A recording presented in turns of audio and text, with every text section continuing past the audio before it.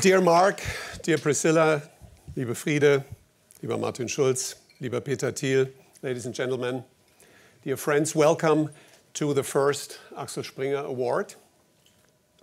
Why another award? Do we really need another award? There are actually too many. But we thought we need an award that is digital, that is international, and that is encouraging entrepreneurship. But before we start, let me, Priscilla, say thank you that you are here tonight. She celebrated yesterday evening her birthday. And before we start, our belated happy birthday to you.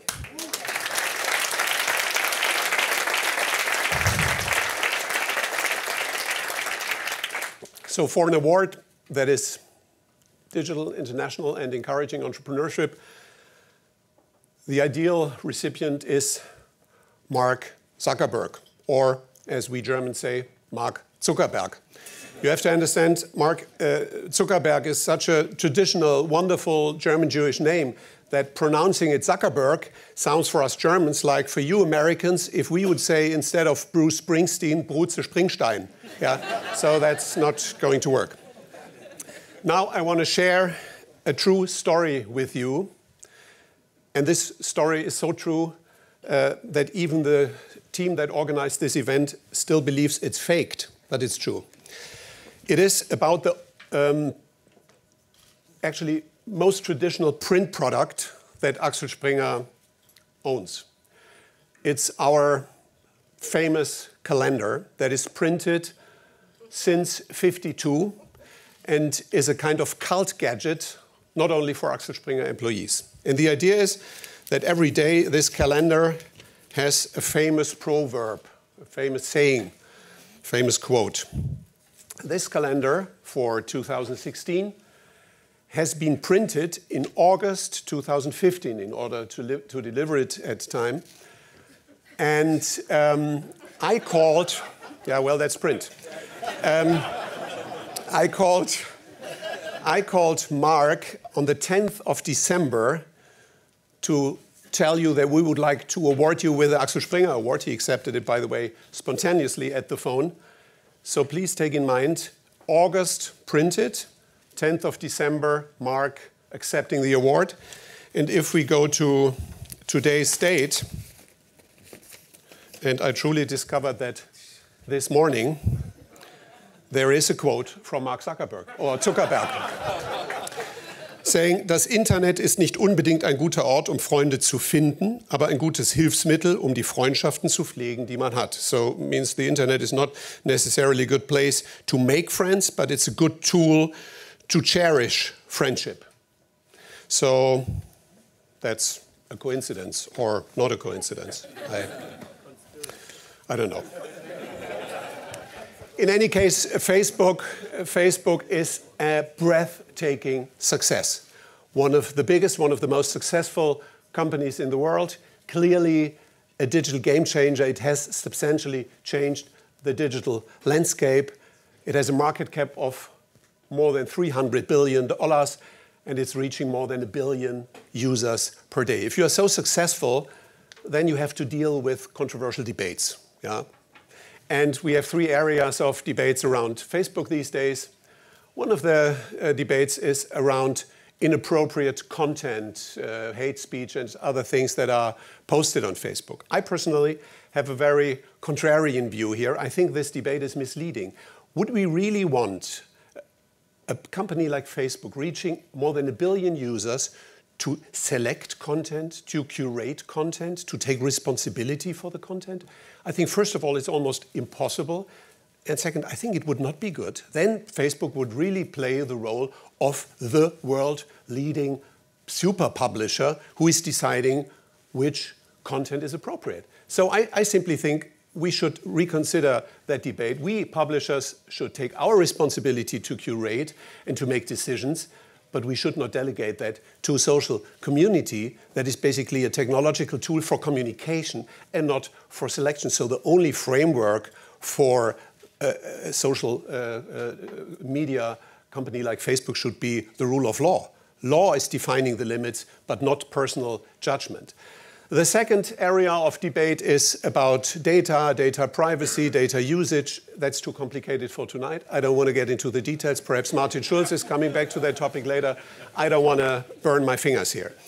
The third issue is about Facebook's behavior towards the creative industries, towards publishers. Is Facebook really planning to become a publisher itself, and which role is it playing? And here I think at least our experiences were extremely positive. Facebook has not the approach to take it all and destroy. Facebook has more the approach to create a healthy ecosystem, to benefit, but to let others benefit as well. And in that context, we have seen that publishers made very concrete and good agreements with Facebook in the context of instant articles, where Facebook allows publishers full content control, a fair revenue share of advertising, or even the possibility to do the advertising themselves. They share usage data with the publishers, and they agreed to establish a technology to create subscription models and pay models. I think that's very healthy for our industry, and that's why this award is also kind of encouragement for you, Mark, to pursue that route, to continue that, because I think that's really healthy and wise in the long run for all of us. The second reason why we wanted to give you the award is very obviously your philanthropic initiative. I think at the age of 39, to make that decision to simply donate 99% of your shareholding is unheard of, it's unique, and it's a totally new approach to philanthropy, and I think it's really worth an applause.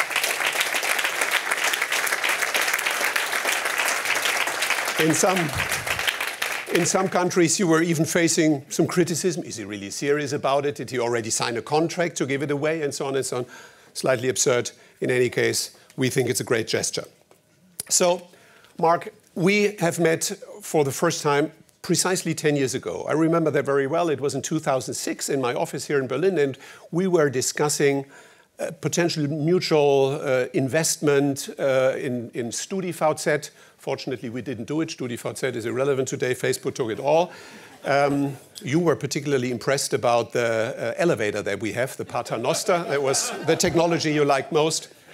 Anyhow, from then on, we've met at least once a year, most of the times in Sun Valley at the conference, but sometimes also in the Silicon Valley.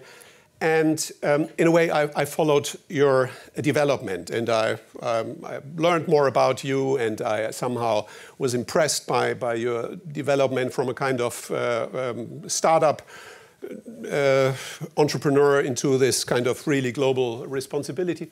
But I have to admit, the moment when I really got to know you well was just last year in summer, where I joined together with my oldest son, Moritz, for the first time your karaoke party.